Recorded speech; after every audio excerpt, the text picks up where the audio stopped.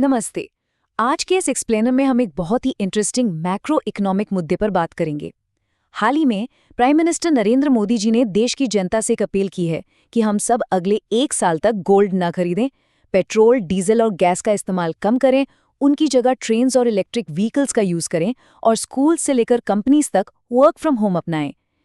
तो एक economic adviser के पर्सपेक्टिव से आइए इसका इन डेप्थ एनालिसिस करते हैं कि क्या वाकई इस तरह की आदत बदलने से देश का ट्रेड डेफिसिट ठीक हो सकता है और हमारा गोल्ड कंजम्पशन बैलेंस हो सकता है। इस विश्लेषण को हम एक स्ट्रक्चर्ड तरीके से आगे बढ़ाएंगे।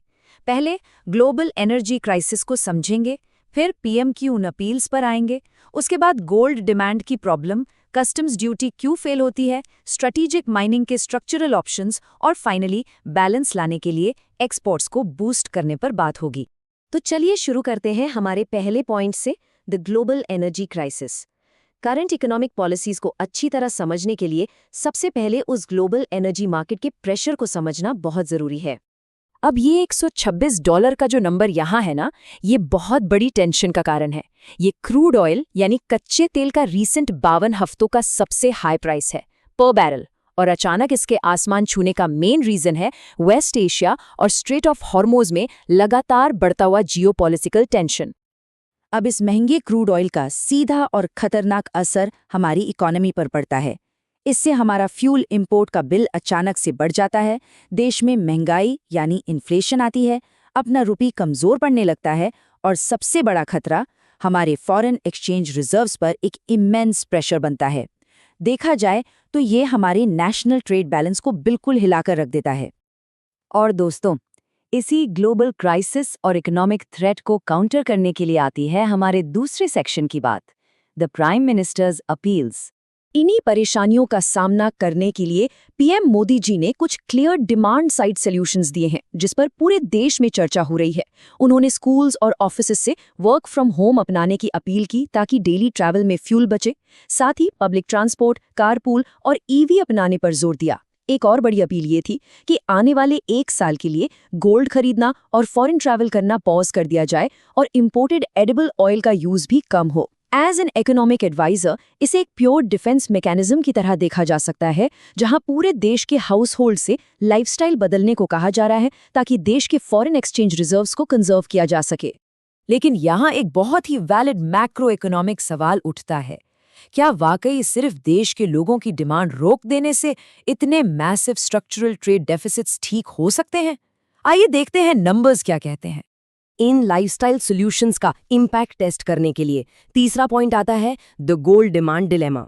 हम इस स्पेसिफिक अपील पर फोकस करेंगे जहां लोगों से 1 साल के लिए गोल्ड परचेजेस रोकने को कहा गया है। अगर IIM अहमदाबाद के एक रीसेंट वर्किंग पेपर का डेटा देखें तो एक बहुत ही अमेजिंग पैटर्न दिखता है। 2014 से लेकर अब तक इंडिया में फिजिकल गोल्ड की डिमांड कंसिस्टेंटली 700 से 800 टन्स के बीच बनी हुई है। इकोनॉमिक्स की भाषा में इसे इनइलास्टिक डिमांड कहते हैं।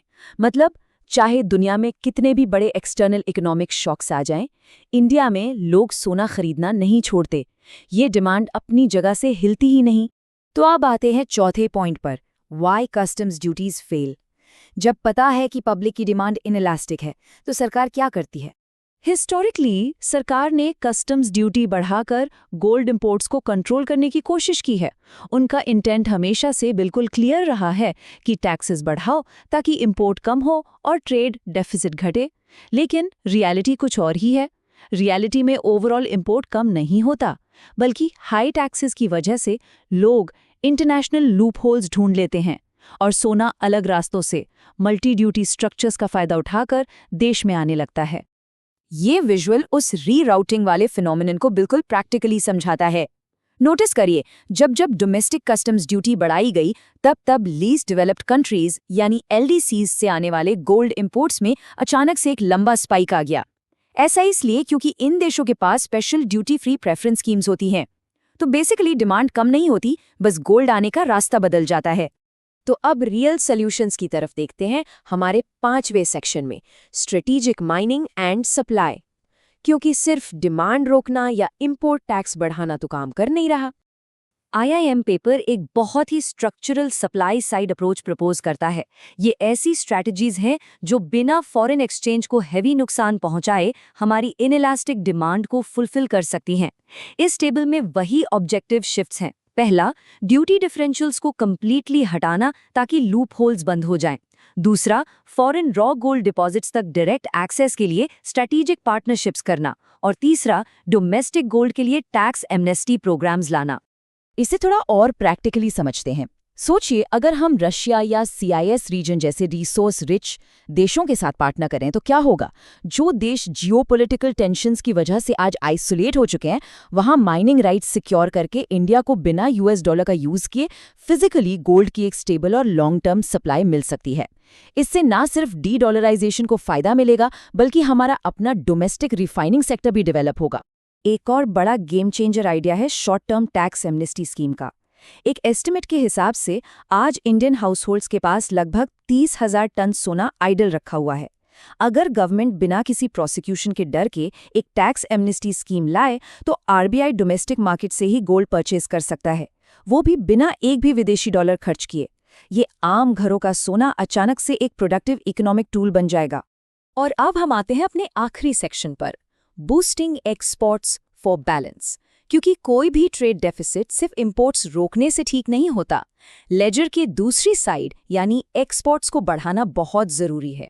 जब रूपी थोड़ा डिप्रीशिएट होता है तो टेक्निकली हमारे एक्सपोर्ट्स और भी ज़्यादा कंपेटिटिव हो जाते हैं। और जैसा कि ये डेटा परफेक्टली दिखा रहा है, इंडिया के जेम्स एंड ज्वेलरी एक्सपोर्ट्स लगातार एक स्टीप अपवर्ड ट्रेजेक्ट्री पर हैं। इस सेक्टर में सच में इतना इमेंस ग्रोथ पोटेंशियल है कि अगर सही फोकस किया जाए तो इंडिया एक्सपोर्ट्स के मामले में दुनिया को डोमिनेट कर सकता है। तो इस पूरे एक्सप्लेनर के बाद हम एक बहुत ही बड़े मैक्रो इकोनॉमिक चौराहे पर आकर खड़े होते हैं। सच्चा इकोनॉमिक सेल्फ रिलायंस आखिर कहाँ है? एक तरफ लाइफस्टाइल बदलकर और डिमांड कम करके इंपोर्ट्स रोकने की अपील है, और दूसरी तरफ इकोनॉमी को रीस्ट्रक्चर करके ग्लोबल सप्लाई चेन को मास्टर करने और एक्सपोर्ट्स को डोमिनेट करने का रास्ता है। ये एक ऐसा पजल है जिस पर हम सबको जरूर विचार करना चाहिए।